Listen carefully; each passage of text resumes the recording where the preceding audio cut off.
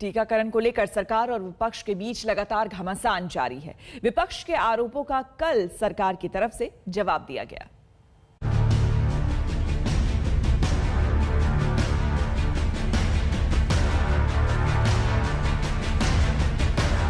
Vaccine को लेकर केंद्र और राज्य की जंग रोज तेज होती जा रही है। विपक्ष सरकार से सीधे सवाल पूछ रहा है, अगर वैक्सीन की कमी नहीं है तो राज्यों को पर्याप्त टीका क्यों नहीं मिल रहा? विदेशी कंपनियों की वैक्सीन लाने में देरी क्यों कर रही है सरकार? लेकिन बीजेपी कह रही है वैक्सीन है, कोई साधारण पैरासीटामोल की गोली नहीं।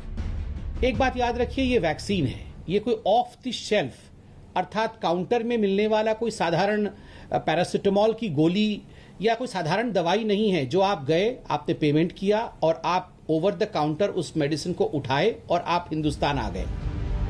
सरकार ने विपक्ष के इल्जाम पर जो जवाब दिया उसमें बताया गया कि सरकार 2020 से ही दुनिया की बड़ी वैक्सीन निर्माता कंपनियों से बात कर रही है। दुनिया के किसी वैक्सीन निर्माता का प्रस्ताव अप्रूवल के लिए पेंडिंग नहीं है। केंद्र घरेलू प्रोडक्शन को बढ़ाने में लगा हुआ है। कंपलसरी लाइसेंसिंग का सुझाव कोई जादू की छड़ी नहीं है। केंद्र ने राज्यों पर जिम्मेदारी डालकर पल्ला नहीं छोड़ाया है। राज्यों को पारदर्शी तरीके से वैक्सीन का अलॉटमेंट हो रहा है और बच्चों के वैक्सीनेशन को लेकर भी गंभीरता है और जल्द ही ट्रायल शुरू होंगे।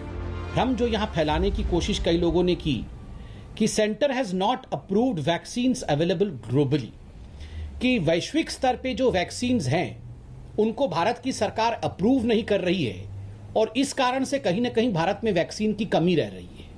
मित्रों, ऐसा नहीं है, बिल्कुल ऐसा नहीं है। और मैं आपको उदाहरण देकर बताता हूं कि जो केंद्र की सरकार है उन्होंने भारत के अंदर वैक्सीन का प्रवेश हो सके, जो वैक्सीन बाहर निर्माण होते हैं उसके लिए जो भी नॉर्म्स होते हैं, जो भी कानून होते हैं, उसको उन्होंने लचक बनाया। राज्य कह रहे हैं कि उन्हें वैक्सीन नहीं मिल रही। इससे संबंधित आंकड़े राज्य के स्वास्थ्य मंत्री रोज अपनी प्रेस कॉन्फ्रेंस में दिखा रहे हैं। वहीं स्वास्थ्य मंत्रालय उनके दावों को नकार रहा है। उसका दावा है कि भारत ने अब तक 20 करोड़ से ज्यादा वैक्सीन की डोज अपने लोगों को लगा दी है और ऐसा करने वाला वो अमेरिका के बाद दूसरा मुल्क है। वैक्सीन से राज्यों पर जुबानी जंग के बीच स्वास्थ्य मंत्रालय ने राज्यों को मिलने वाली वैक्सीन का आंकड़ा भी रखा। 45 साल से ज्यादा की उम्र वालों के लिए मुफ्त वैक्सीन और सीधी खरीद प्रक्रिया के तहत अब तक राज्यों को 22 करोड़ 16 लाख से अधिक डोज मिल चुकी हैं। इसमें खपत और बर्बादी मिलाकर 20 करोड़ 17 लाख से ज्यादा डोज खत्म हो चुकी है। यानी राज्यों के पास 1 करोड़ 84 लाख डोज से अधिक पेंडिंग है। राज्यों को अगले 3 दिनों में 11 लाख डोज और मिल जाएंगे। वैक्सीन बर्बादी को लेकर भी केंद्र के आंकड़े कई राज्यों पर सवाल उठाते हैं, जिनके मुताबिक वैक्सीन बर्बादी का राष्ट्रीय औसत 6.3 है, लेकिन झारखंड में 37% और छत्तीसगढ़ में 30% से ज्यादा वैक्सीन बर्बाद हो गई, जबकि राज्य इससे इनकार कर रहे हैं। माननीय केंद्रीय मंत्री जी के साथ जब वीडियो कॉन्फ्रेंसिंग हुई थी उस दिन भी इस बात को हम लोगों ने रखा था कि आपके जो आंकड़े सामने आ रहे हैं वैक्सीन वेस्टेज के संबंध में, ये राज्य के आंकड़ों से एकदम मेल नहीं खा रहे हैं।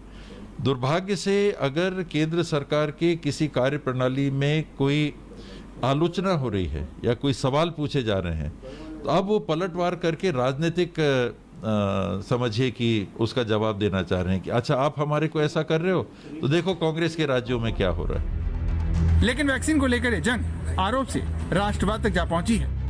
इस वक्त हमारा देश कोरोना महामारी के खिलाफ युद्ध कर रहा है। ऐसे युद्ध के समय हम ये नहीं कह सकते कि सब राज्य सरकारें अपना अपना देख लें। कल को अगर पाकिस्तान भारत पे युद्ध करता है तो हम ये थोड़ी कहेंगे कि सारी राज्य सरकारें अपना अपना देख लें। यूपी वाले अपने टैंक खरीद लें, दिल्ली वाले अपने हथियार खरीद लें, ऐसे थोड़ी होता है।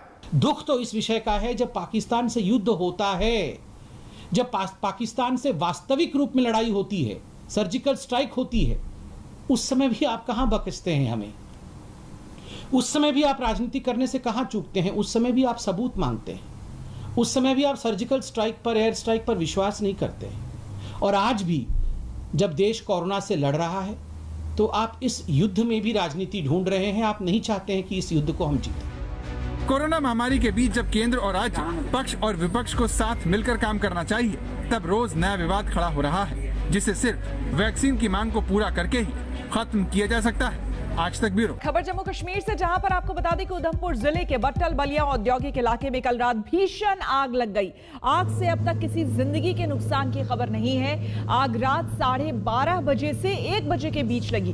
हालांकि फिलहाल ये पता नहीं चल पाया है कि आग किस वजह से लगी, लेकिन आशंका जताई जा रही है कि बहुत संभव ये आग शॉर्ट सर्किट की वजह से लगी हो। आपको बता दें, जैसे ही ये आग की खबर लगी, दमकल की 8 गाड़ियां आग बुझाने के लिए मौके पर रवाना हो गई। फिलहाल जो ताजा जानकारी है, इस आग पर काबू पा लिया गया है। आपको बता दें कि केमिकल फैक्ट्री होने की वजह से आग यहां पर तेजी से फैल गई थी और बेकाबू हो गई थी। आग बेकाबू होने के बाद वायुसेना को भी आग बुझाने के काम में लगाया गया था।